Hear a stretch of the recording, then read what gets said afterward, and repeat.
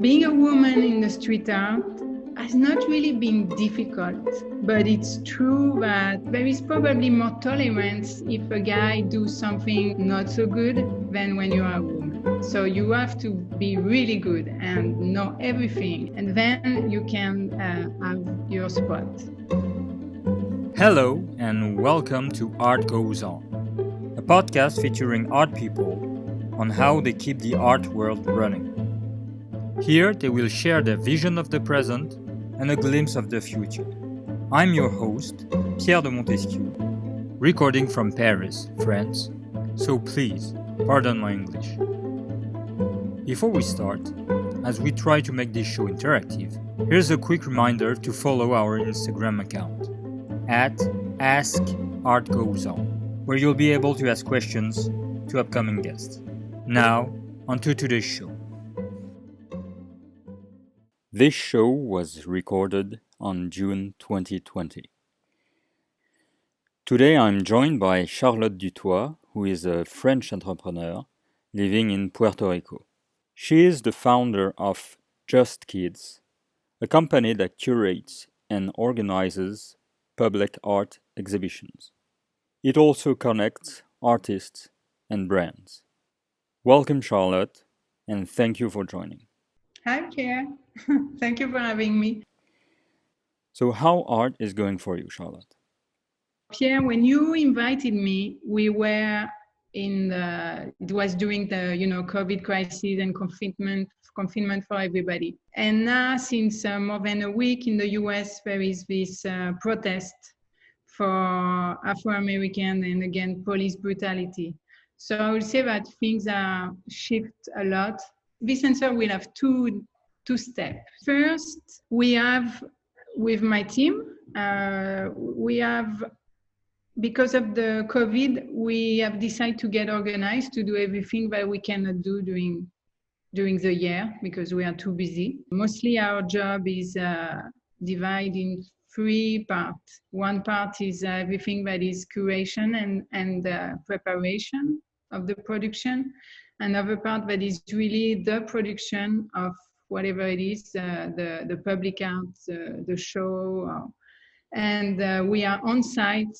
So mostly in the public realm, sometimes it could be indoor too, but always with a lot of people around.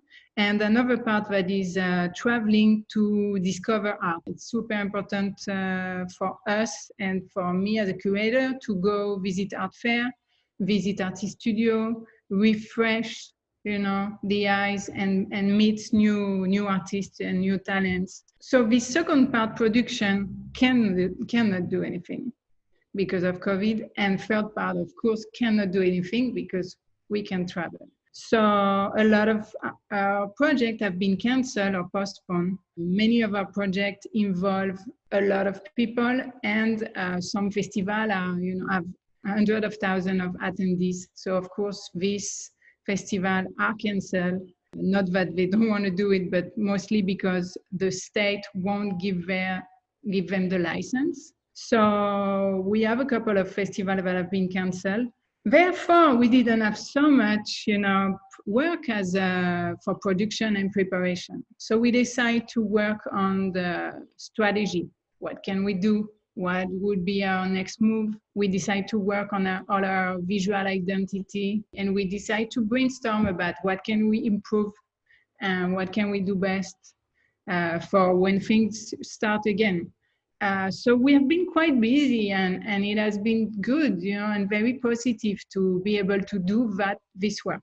Now, we were not really active in terms of organizing live with the artists, etc., because we felt that people took advantage of taking a break also. And sometimes artists just didn't want to do live Instagram, etc. So that's for the COVID issue and what it has changed for us. And then the second part is what's going on now in the US, the protest everywhere.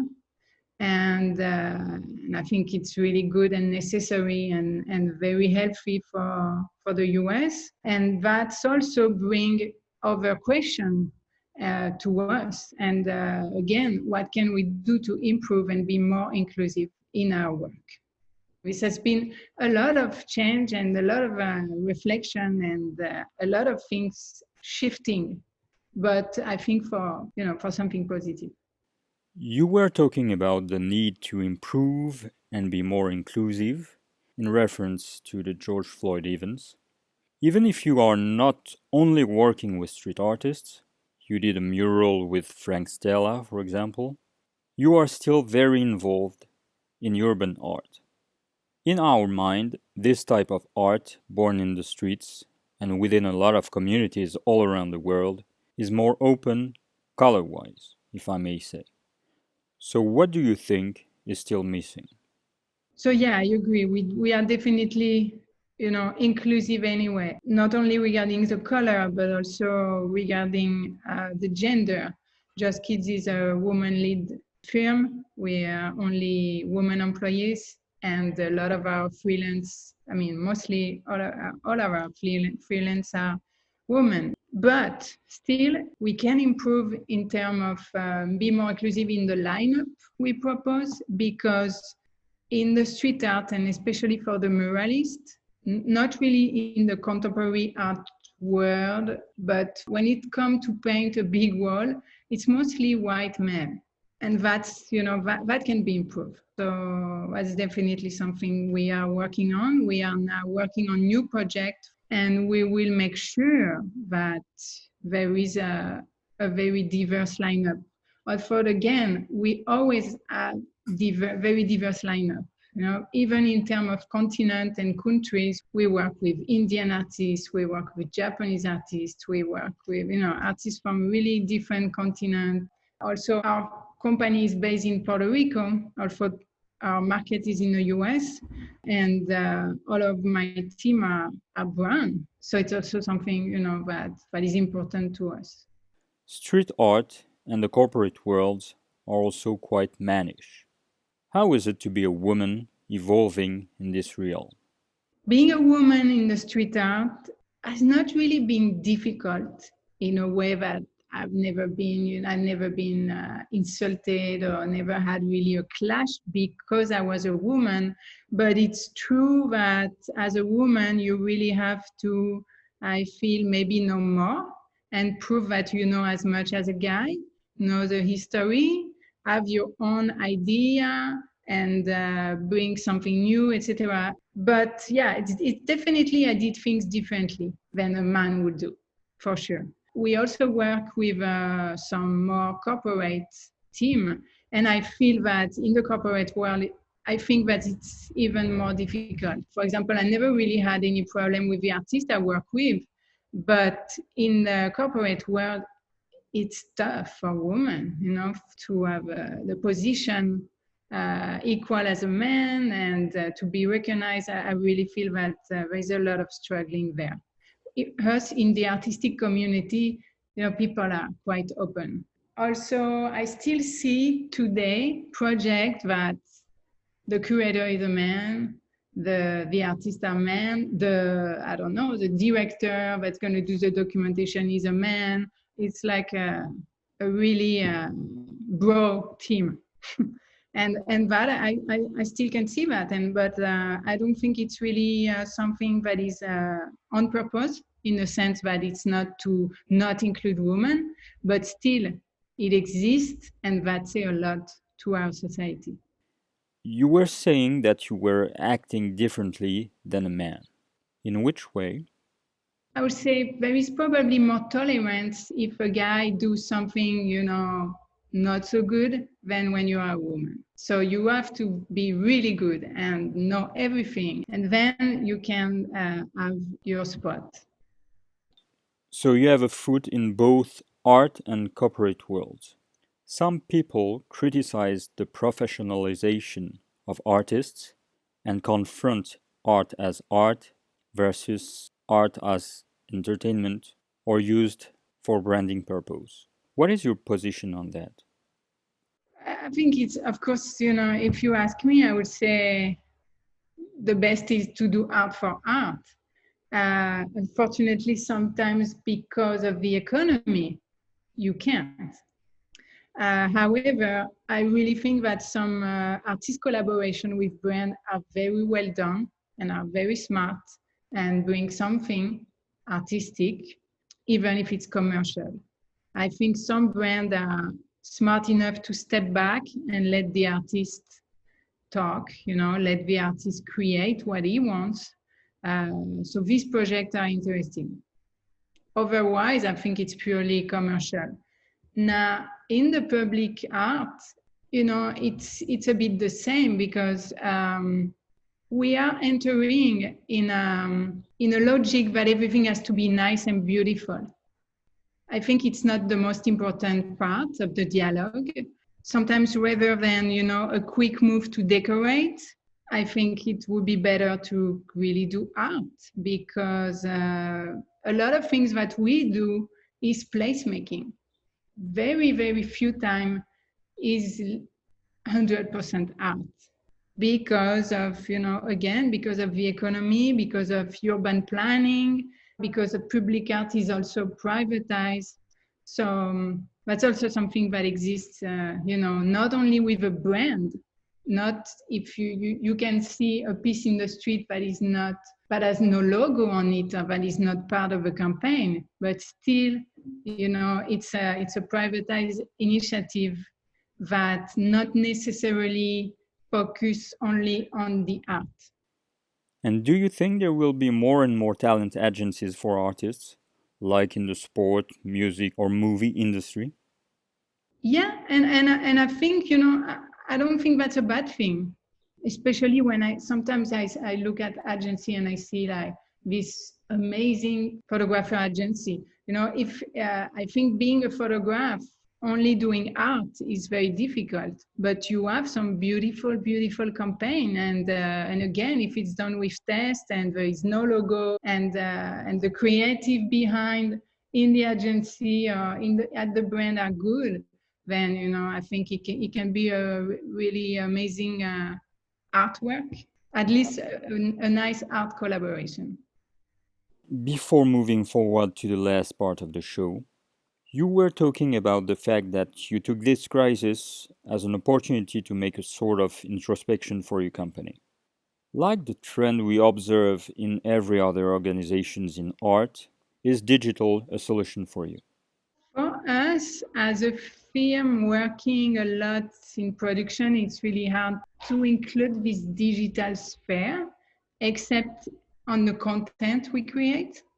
Because we always create a lot of content and video and photographs, etc. And that's for us super important. But right now, I have to say, I haven't find really a digital space where JustKids could really evolve. I mean, of course, we have a website, we have a shop, but I don't really know yet what it could be. I'm creating a show right now that's going to be on a big media platform that's going to be digital, but I'm not truly 100% for it. I really like the face-to-face. I think that's why I work in the street and in the public art. I like this confrontation. I like this dialogue. And the digital, not that there is no dialogue, but it's different. And and I like to, understand the environment of a place, the politics, the community. For me, it's very important. So digital, beside the one I told you, it's a bit limited. So what is the next step for your company? Will there be a post-COVID situation? The next step is continue the project, continue the project and again trying to do them better, more inclusive. We are now doing projects and programming with artists in the US because all of the other artists cannot travel. So that's another challenge that we had because we are not used, to only do 100% US artists or US based artists. Now we have to do like this. And as soon as the frontier and the flight open, then we will continue to program with international artists. Then after, we're going to try to catch up on everything on of these 3 months that really barely not a lot happened. We also, because of that, we, as you say, we work with brands and we collaborate with brand and artists. So that's something we have been continuing even during the COVID, because that's the only thing that we can do really only digitally and by email. I'm happy we had this even for our artists. And now, for example, we also have, I think that Hong Kong, China is kind of reopening, although there is a lot of political question, but we have projects in Hong Kong. So yeah, that's what's coming. That makes a good transition to the last part of the show and the question from our audience. Vanessa, who is an artist, wants to know, how do you ensure that there's a fair partnership between brands and artists? And in particular, how do you maintain the artistic integrity of the artist? Well, we make sure there is a good, I would say, deal. We work a lot with lawyers, a lot.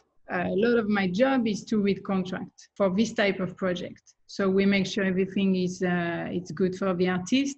And then concerning the artist integrity, when we work with a brand, we don't work with brands that push too far their brand. We really make sure to work with brands that understand. Otherwise, it can really be a nightmare. And otherwise, there is really no point for the artist. So I think it's our choice. It's our work to do that. But then also, it's the artist's work. It's the artist's choice, you know. The artist integrity must be decided by the artist, I think also. But anyway, we really try to work with brands that are open.